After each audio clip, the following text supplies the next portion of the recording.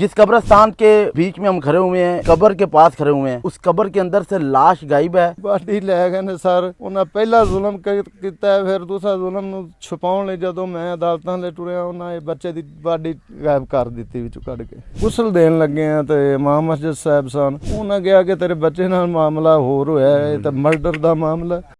अस्सलाम वालेकुम नाजरीन, आप देख रहे हैं RNN TV। मुझे कहते हैं अतीक इसहाक।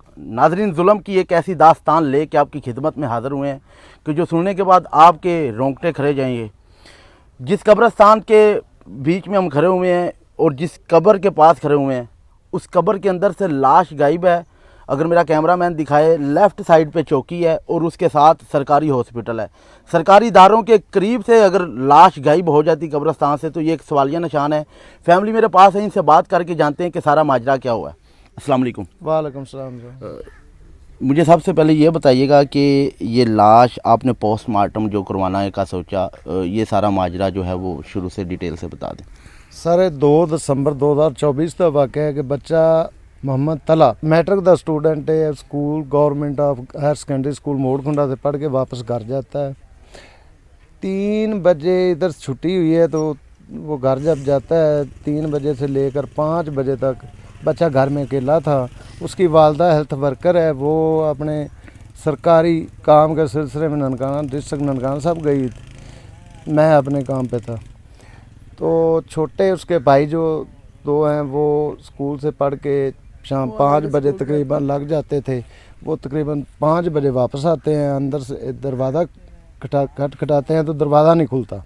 उन्होंने 12 कोशिश की लेकिन दरवाज़ा नहीं खोल रहा, तो उन्होंने कांटेक्ट किया मेरे अपने मामू से नंबर पे, मेरे साथ कांटेक्ट किया कि इस तरह तला अंदर है और दरवाज़ा नहीं खोल रहा। मैं उधर से अपना काम छोड़ के आता हूँ तो दरवाज़ा नहीं खुलता, तो मैं छोटे बच्चे को भेजता हूँ कि साथ वाले हमसाओं के घर से इधर जाएं, देखें अंदर मामला की हो रहा है। तो उन्होंने जाके जब दरवाज़ा अंदर से खोला है, मेरे वो 2 बच्चे और मैं और मेरी हमसाई अंदर जाते हैं।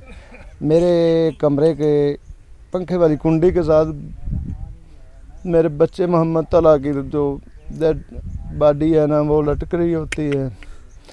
मैं अपने होशोबाज खो बैठता हूँ, मैं नीचे बैठता हूँ तो वो जो हमसाई वो कहती पुत्र उठा उठे कुछ साफ वगैरह होणगे, इनू थले तारो। मैं उनके कहने ते बगैर सोचे मैं जो थले तार लिया। असा डॉक्टर नू बुला के चेक कराया, उन्हें कहे तो डैड हो चुकी बॉडी। लाजा सी रात का टाइम से, सुबह 10 बजे तकरीबन गुसल से 11 बजे जनाजे का टाइम से। सारे दीदो कर वगैरह सब नूं तलाह मिल चुकी सी। जनाजे का एंड टाइम से 10 बजे के करीब जो गुसल देन लगे हैं तो इमाम मस्जिद साहब सन, उन्हें कहा कि तेरे बच्चे नाल मामला होर होया है, ये तो मर्डर का मामला। तुसी बॉडी पे निशान थे, उसकी कमर पे पीटने के मारने के तशद्दद के निशान सी। उन्होंने मैनू कहा तो मामला पुलिस मैटर है। मैं अपने करीबी अजीज़ां नूं बुला के वो सारा मामला दिखाया। दिखाउण तो बाद असां मशवरा करना शुरू किया, बच्चे की बॉडी नूं हुण पोस्टमार्टम लई जिहड़ा भेजा जाए या की किया जाए, सारा असीं करदे पे। आखिर ये नतीजा निकलिया कि उन्होंने कहा कि मामला इस तरह है। एंड टाइम जनाजे दा ही सारे खड़े ने, उहदे स्कूल दे बच्चे, टीचर, ये वो सब कुछ सब ने कहा कि तो अल्लाह ते मामला जिहड़ा है ना छोड़ो, तुसीं गरीब लोग जे ते तुहाडे नाल जुल्म होया है, बिल्कुल अल्लाह ज़ालिमां नूं पुछेगा ते तुसीं इहनूं जनाजा पड़ा के दफना दिओ। वो साडी शदीद गलती, साडा पिछा नहीं छड्डिया। मैं बच्चे नूं दफनाउण तो बाद थाने गया, एप्लीकेशन ले गए, मेरे नाल मामला होया। उन्हें कहा साडा जिहड़ा ना कानून इजाजत हुण नहीं देंदा, तुसीं इहदी कबर कशाई कराओ, अदालत नाल रजू करो। असीं अदालत नाल रजू कीता है, अरसा 1 साल तो उत्ते गुजर गया। हुण जज साहब आए ने, उन्हें अपनी ज़ेरे निगरानी बच्चे दी कबर कशाई करवाई। पुलिस, जज साहब और पैरामैडिकल स्टाफ सारे बैठे ने, होर सारा गाँव सी।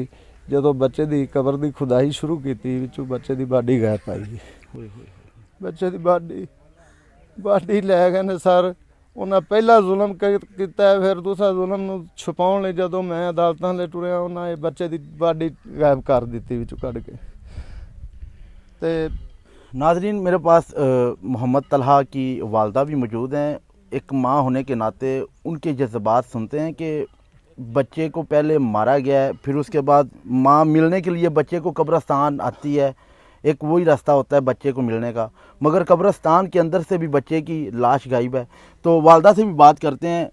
ماں جی، آپ مجھے یہ بتائیے گا کہ آپ اس واقعے کو کیسے دیکھ رہی ہیں؟ کسی پہ کوئی شک بھی ہے، یا پہلے جب آتے تھے قبر ٹھیک ملتی تھی، اچانک یہ واقعہ جو ہوا ہے، تو اس کو دیکھ کے جج صاحب کا کیا فیصلہ ہے، یا آگے مزید کیا کرنے چاہ رہے ہیں؟ ہم نے کیا کرنا ہے، ہماری غربت میں انہوں نے وار کیا ہے۔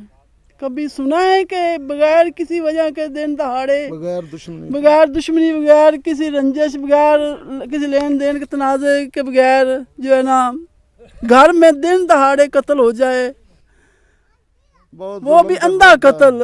ہم اس دن لوگ چھتوں میں بیٹھے تھے، ہمارے ہمسائے، 3 بجے کا ٹائم ہے، 2 دسمبر 2024، دن دہاڑے بچہ گھر سے میں آتا ہے، داخل ہوتا ہے، کسی نے نوک کیا، بچے نے، ظاہر ہے بچہ اکیلا تو اس نے دروازہ تو کھولنا تھا، اور اس نے دروازہ کھولا ہے، وہ درندے اندر گھس کے انہوں نے اندر سے کنڈی لگا کے اس کے ساتھ جو کیا ہے، مارا ہے، تشدد کیا ہے، اور لٹکا کے چلے گئے ہیں۔ ہماری دشمنی نہیں تھی، ہم نے کہا کہ بچے نے خودکشی کر لی ہے۔